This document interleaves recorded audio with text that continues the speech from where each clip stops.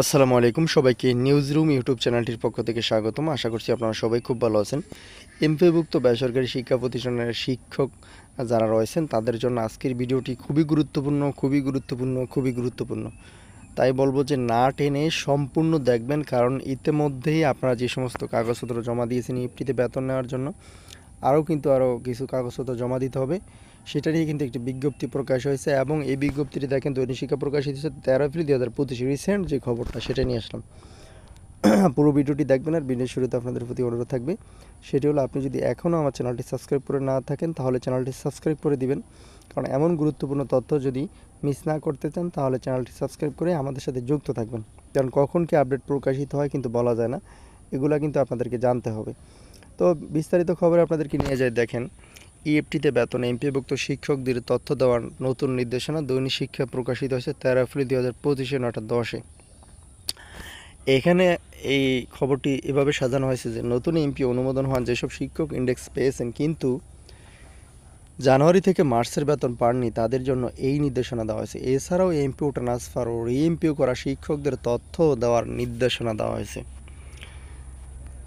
নতুন এমপি আবেদন অনুমোদন হওয়া শিক্ষক কর্মচারীর আইবাস ডাবল প্লাস সফটওয়্যারের ইলেকট্রনিক্স ফান্ড ট্রান্সফারের ইএফটি তথ্য 16 এপ্রিলের মধ্যে পাঠানোর নির্দেশনা দেওয়া হয়েছে।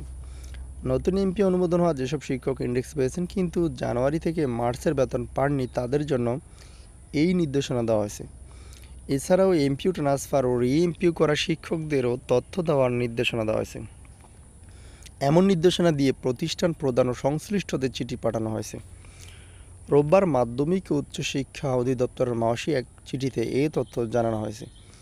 চিঠিতে 17 এপ্রিলের মধ্যে এইসব তথ্য উপপরিচালক ও পরিচালকদের অধিদপ্তরে পাঠাতে বলা হয়েছে। চিঠিতে আরও বলা হয়েছে, মাধ্যমিক ও উচ্চশিক্ষা অধিদপ্তরের মাসি অধীনে শিক্ষা প্রতিষ্ঠানে কর্মরত যেসব শিক্ষক কর্মচারী নতুন এমপি আবেদন অনুমোদন হয়েছে এবং জানুয়ারি বা মার্চ মাসের এমপিওর জন্য প্রক্রিয়াকরণ করে ইন্ডেক্স দেওয়া হয়েছে কিন্তু এখনও ইএফটিতে এমপিওর টাকা পাননি, এসব শিক্ষকদের আগামী 16 এপ্রিলের মধ্যে প্রতিষ্ঠান প্রদানের মাধ্যমে এমপিও ইএফটি মডিউলে ইএফটিতে এমপিওর টাকা পাঠানোর লক্ষ্যে অনলাইনে প্রয়োজনীয় তথ্য পাঠানোর জন্য বলা হলো।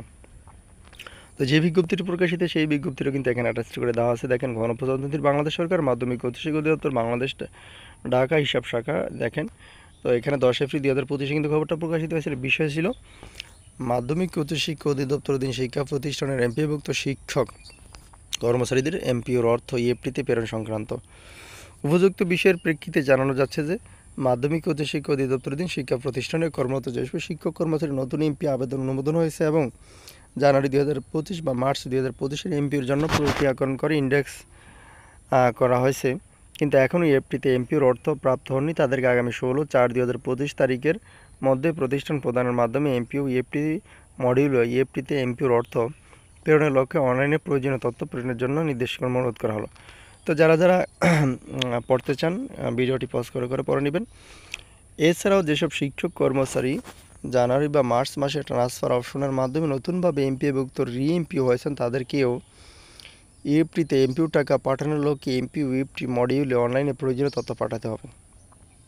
তবে যেসব শিক্ষক কর্মচারী জানুয়ারি বা মার্চ মাসে নতুনভাবে বা ট্রান্সফার অপশনের মাধ্যমে এমপিওভুক্ত রিএমপিও হয় ইতিমধ্যে প্রয়োজনীয় তথ্য পাঠিয়েছেন তাদেরকে ফের তথ্য পাঠানোর প্রয়োজন নেই। মডিউলে তথ্য পাঠানোর পর ডাউনলোডকৃত হার্ড কপি এবং নির্দেশনা অনুযায়ী প্রয়োজনীয় ডকুমেন্ট কলেজের ক্ষেত্রে আঞ্চলিক পরিচালক এবং স্কুলের ক্ষেত্রে উপজেলা থানা মাধ্যমিক শিক্ষা কর্মকর্তা দপ্তরে জমা দেওয়ার জন্য অনুরোধ করা হলো। এমন পরিস্থিতিতে প্রতিষ্ঠান প্রদান থেকে অনলাইনে পাঠানো তথ্য এবং দাখিলকৃত হার্ড কপি ডকুমেন্ট যাচাই করে স্কুলের ক্ষেত্রে উপজেলা থানা মাধ্যমিক শিক্ষা কর্মকর্তা এবং আঞ্চলিক পরিচালকরা কলেজের ক্ষেত্রে পরবর্তী কার্যক্রমের জন্য আগামী 17 এপ্রিলের মধ্যে অনলাইনে মাধ্যমিক উচ্চশিক্ষা অধিদপ্তরে পাঠাবেন। প্রতিষ্ঠান প্রদানের কাছ থেকে দাখিল করা হার্ড কপি ডকুমেন্ট উপজেলা থানা মাধ্যমিক শিক্ষা কর্মকর্তা এবং আঞ্চলিক পরিচালকরা নিজ নিজ দপ্তরে সংরক্ষণ করবেন। তো পরবর্তী নিউজ দেখার জন্য আমাদের চ্যানেলটি সাবস্ক্রাইব করে সাথে থাকবেন। আসসালামু আলাইকুম।